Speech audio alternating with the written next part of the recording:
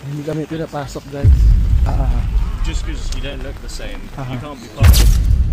So guys, nandito na kami guys sa dahil hindi nakakatawid yung sakyan. Bumaba na lang kami dito sa may river.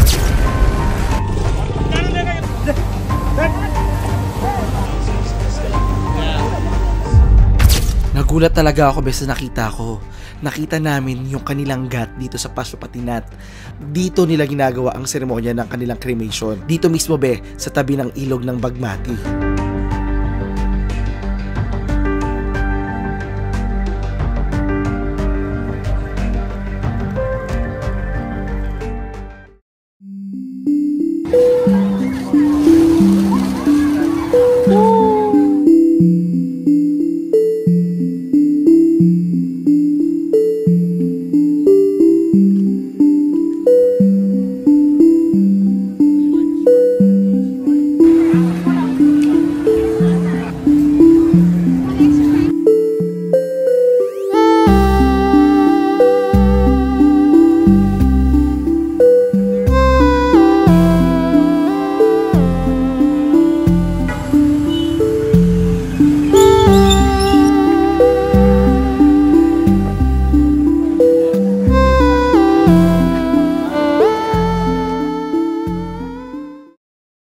So ngayon, na-cancel yung ating bus ride papunta sa Chitwan dahil sobrang sama ng panahon.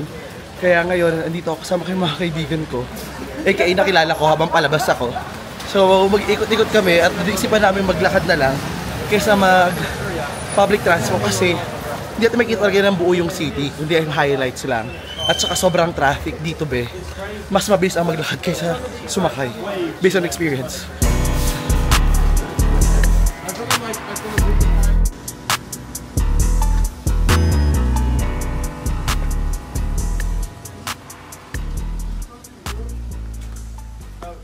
So ayun guys, dito tayo sa loob ng Garden of Dreams. Ayaw muna ako. So these are my friends. Ayan, basta sila. Hi Walter and Cameron. Hi Francis and Fives. Hi.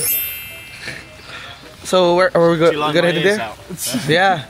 It's like the van. Yeah, here's the garden, but we think it might be a bit flooded. Yeah. Let's have a dip.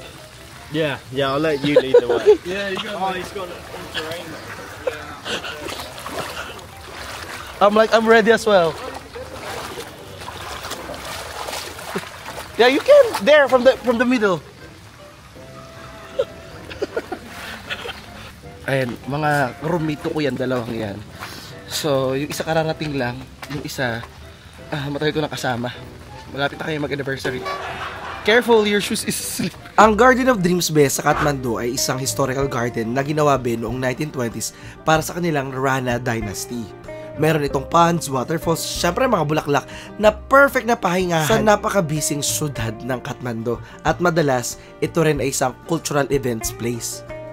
After namin din pumunta sa Garden of Dreams, papunta naman kami ngayon sa Buddha Stupa dito be sa Kathmandu. Pero bago yun, naisipan muna namin pumasok sa isang maliit na kainan para kumain ng breakfast. At ito yung aming nakita sa loob. Mano-mano nilang ginagawa dito sa loob ng kanilang kusina be, yung kanilang mga noodles at yung kanilang mga dumpling wraps or yung pang-wrap na kanilang momo.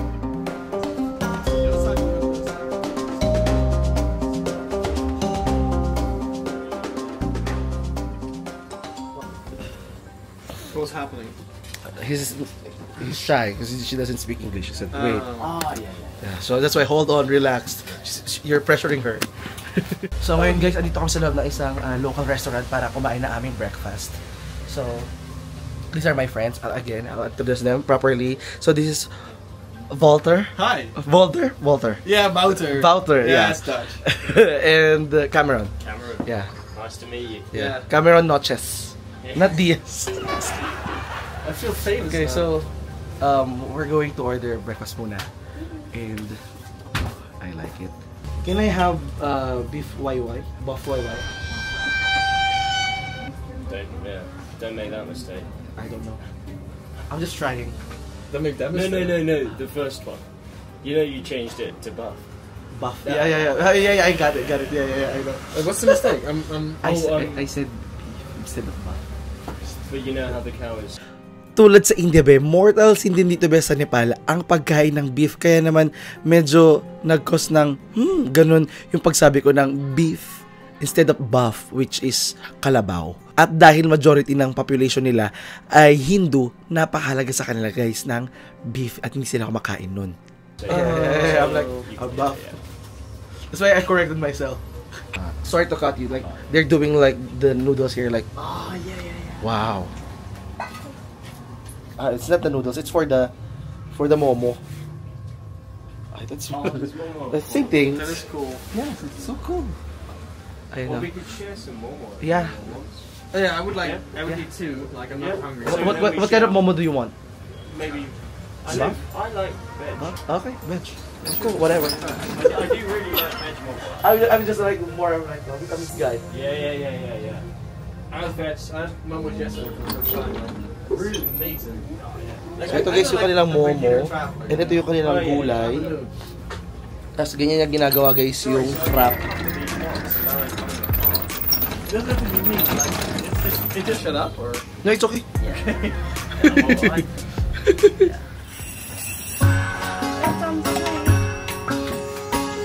Where does the experience happen in the Yeah. I always forget to take pictures of stuff. This is a proper Yes. So ito na, guys, yung ating buff YY. Actually, kaya na kamali pa ako ng order, sabi ko, bawal yun. Siyempre dahil sa religion nila dito, diba? So tara, para lang siya mukhang Lucky Me, guys. Pero tingnan mo naman yung laman niya. Meron siyang karne, meron siyang mga gulay-gulay. So mukhang nakakagana naman siya kainin, oh. So hindi ko na hintayin yung mga kasama ko, guys, na kumain. Mauna na ako. At nagdadala pa naman sila. So, actually, nagdadala naman ako. Kasali ako sa usapan pag di ako nag-vlog. Yeah. And then I feel like if I was vlogging that, people would be like, Lucky beef gabi. The Prince thing and this thing is both.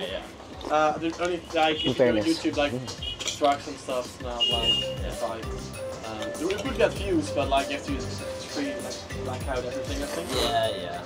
But then also like some of the hitchhikes, bro. In Iraq a couple of times I got picked up and the guys were like drinking.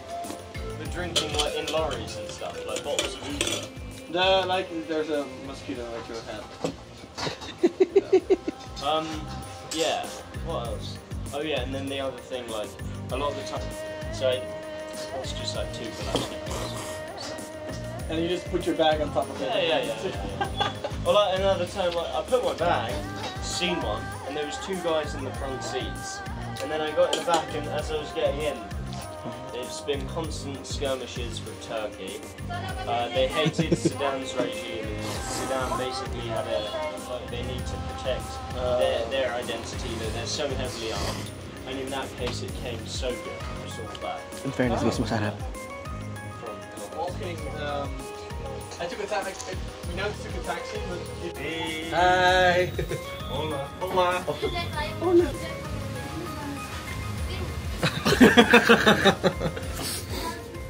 Oh yeah, sorry.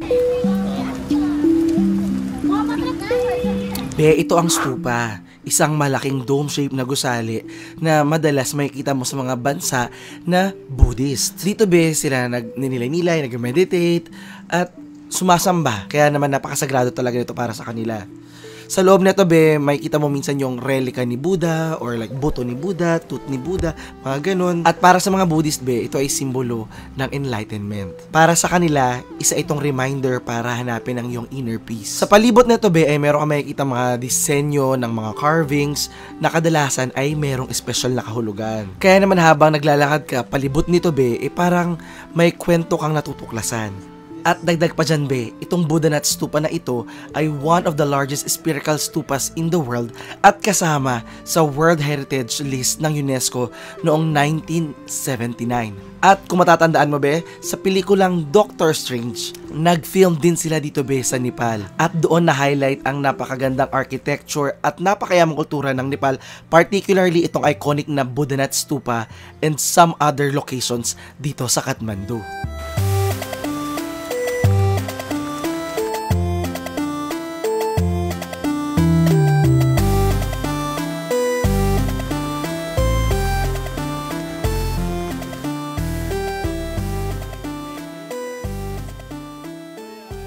Mula sa Garden of Dreams, nagpunta tayo sa Buddhanath Stupa. At after naman nun, naglakad naman kami ng higit 1 kilometro papunta sa Pashupatinath Temple o ang Holy House ni Lord Shiva. Dito, medyo magulo naman yung ating experience dahil nalito kami dahil hindi kami pinapasok sa loob ng kanilang temple.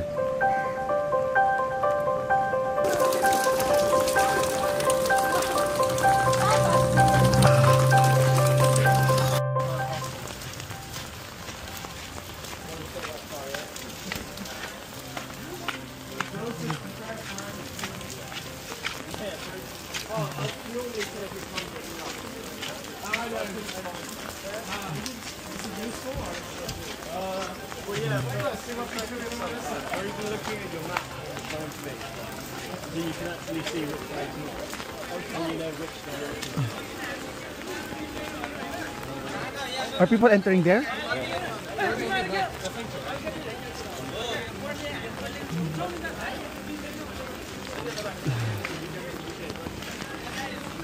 What did he said? The umbrella? Oh, he's walking on the thing. Your shoes. The shoes. Sorry, sir.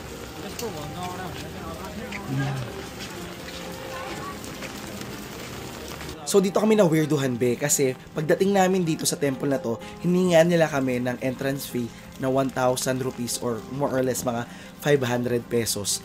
Tapos, hindi nila kami pinapasok. Actually, pinapasok nila ako dahil sabi ko baka dahil mukha akong Nepali kaya pinapasok nila ako. Pero yung mga kasama ko European, hinarang nila at hindi pinapasok. Kaya naman, as a group, we just decided to go around and maybe kung natin ipilit, let's just respect them. Pero doon lang namin napansin yung racism. Kasi ang sabi nila, bawal na pumasok pag hindi Hindu.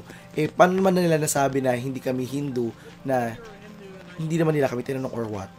Na parang based on our looks, labas. I know, we can be honest naman na hindi naman talaga kami Hindu and we respected them. It's just that para saan yung entrance fee na hindi na kami nakapasok. Hindi kami pinapasok, guys. We can go to the left, right? Yeah, let's try the other one. Right,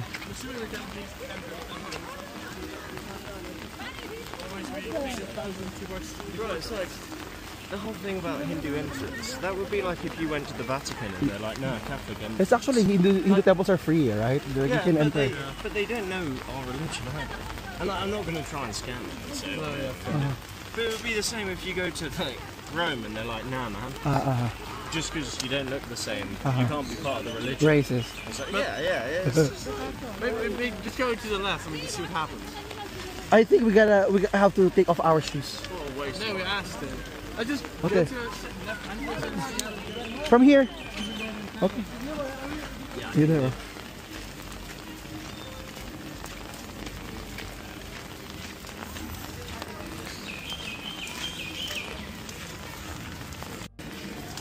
I'm going to go and ask them.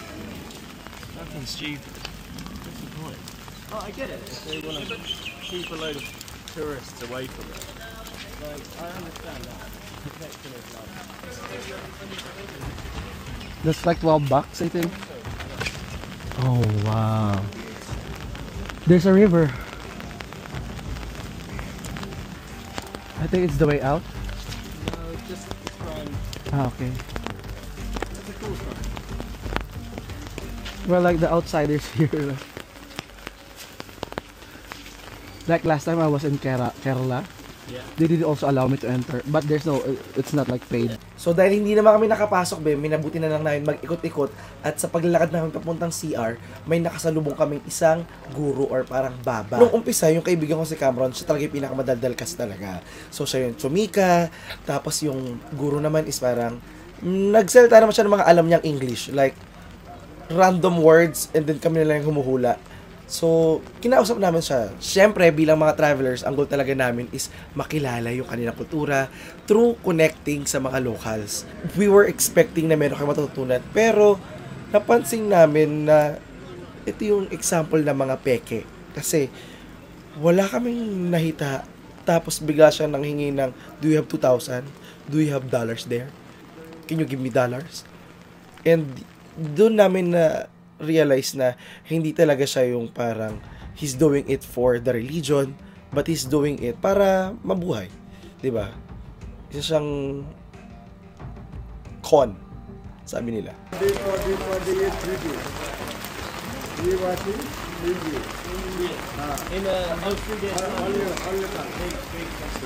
you stay here?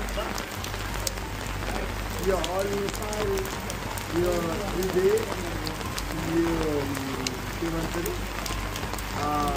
water.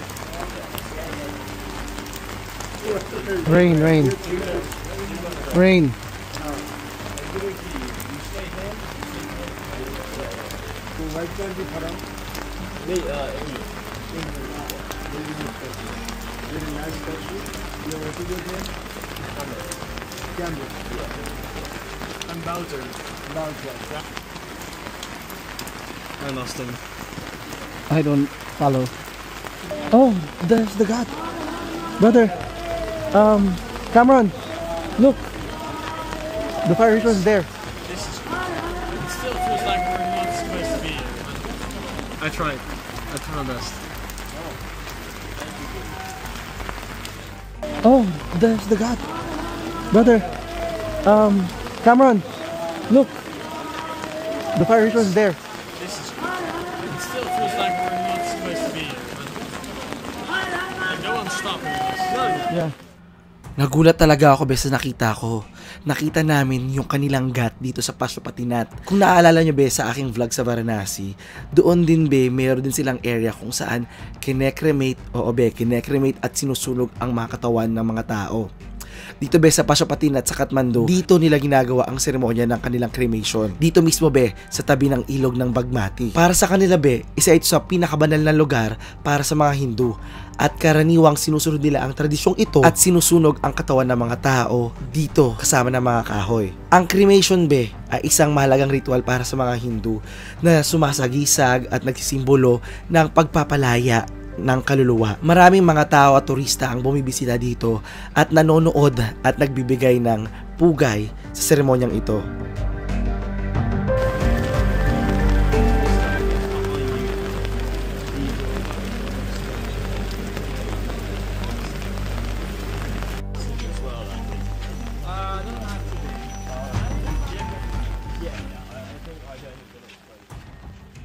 There cannot be this debris here. Umapaw na yung river. Oh, sorry, do you want me to do this down? Oh yeah, No, I'd love to. Yeah. I wasn't able to see it.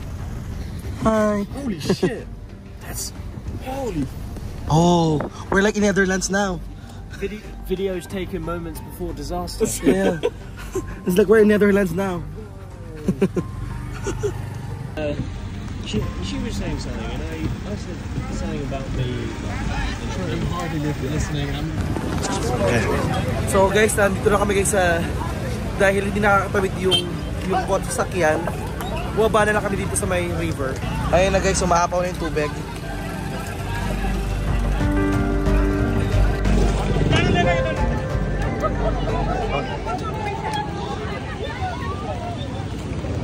Are they rescuing anything?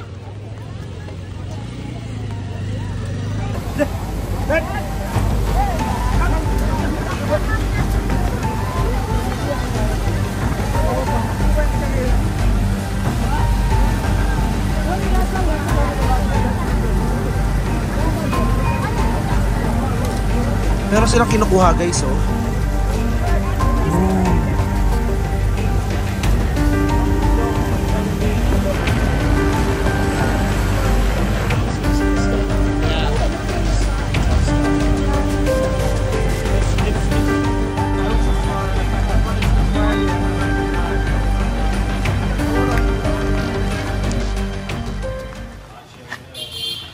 So let's have a stop for coffee muna be or tea. Let's go.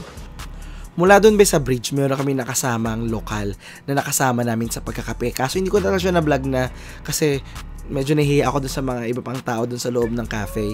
So mula doon, nakipagtsikahan kami and we decided na hindi na kami magpupunta doon sa pupuntahan talaga naming Patandurbar dahil sa taas ng baha. Kaya naman naglakad na lang kami papunta doon sa Kathmandu Durbar.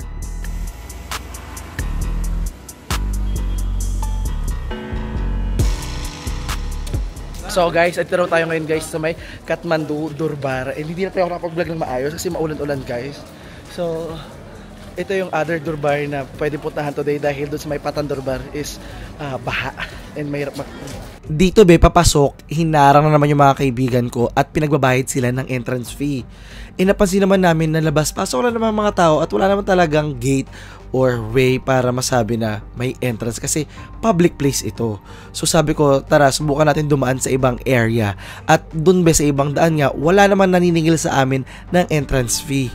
Do sinasabi nila na kadalasan talaga yung mga foreigners pinagbabayad, pero napakalabo lang talaga ng rule na yun kasi pag kamukha nila or mukhang Nepali, mukhang Asian, free, pero pag puti, pinagbabayad nila.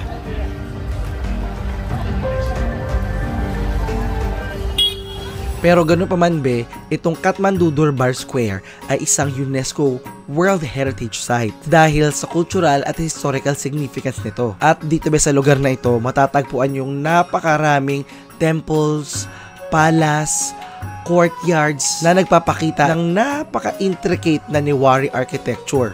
Naandyan na rin yung Hanumandoka Palace at Taleju Temple. At historically, ito rin yung Royal Palace ng Mala Kings noong unang panahon.